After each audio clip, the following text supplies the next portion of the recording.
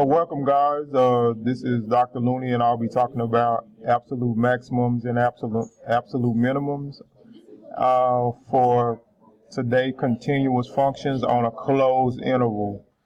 So, in order to determine if we have an absolute max and an absolute min, we're going to first find the relative max and the relative mins if we have any, and then we're going to test the endpoints.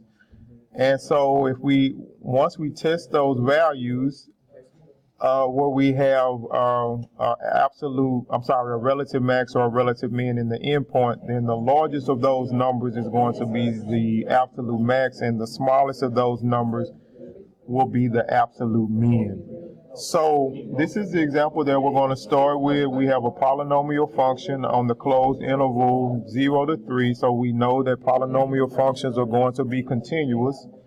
And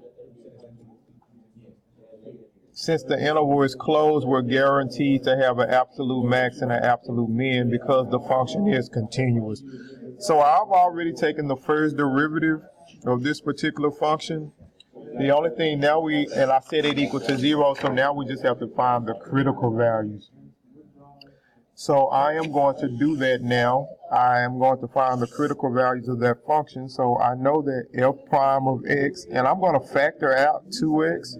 So that's going to be 2x times 3x minus 1. And again, that's set equal to 0.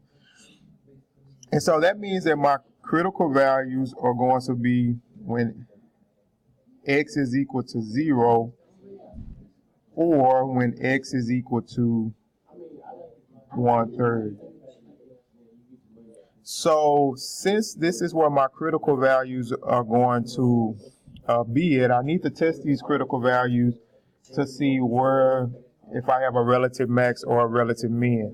So since 0 is an endpoint, I'm not going to test it to be a relative max or a min because relative max or min cannot occur at the endpoint. So I only need to test 1/3.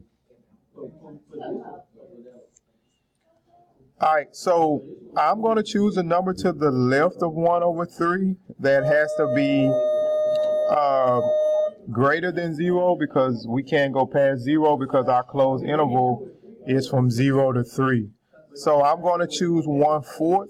So if I plug in 1/4 here, I am going to get 2 times 1/4, which is going to be 1/2. So that's going to be a positive number. But then when I plug in 1/4 over here, I'm going to get 3 times 1/4, which is going to be 3/4 minus 1. And so that's actually going to be a negative 1/4. So that's going to be a negative number. So a negative times a positive is going to be negative, So I know to the left we get a negative number. And I'm just going to pick a 1 to the right. So 2 times 1 is 2. 3 times 1 is 3. Minus 1 is 2. So that's 4. So we get a positive number. So I know that we have a relative mean. And x is equal to 1/3. Now I just need to determine if this relative min is going to be an absolute min or is it just a relative min. And we do that with what we call the candidates test.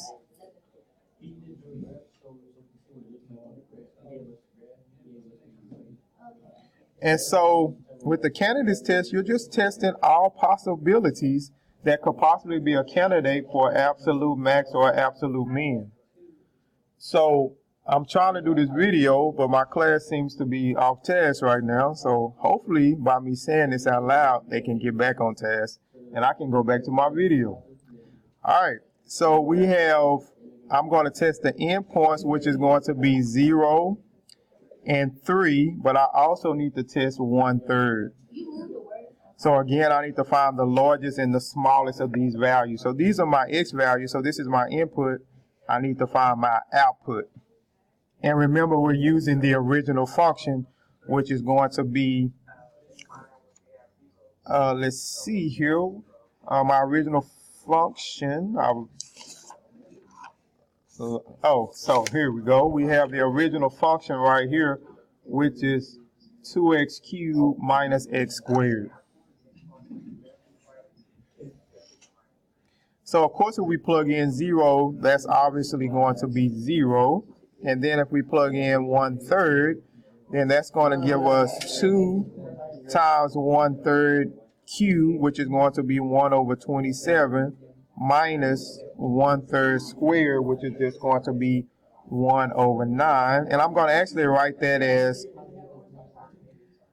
I'm sorry, not, yes, 1/9. And so I'm actually, that's 1/9. So I should write this as 3/27.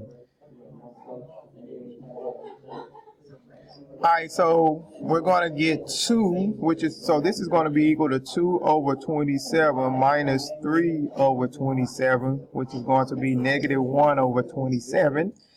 And then lastly, we just need to find the value when we plug in 3. So we're going to get 2 times 3 cubed, which is 27, minus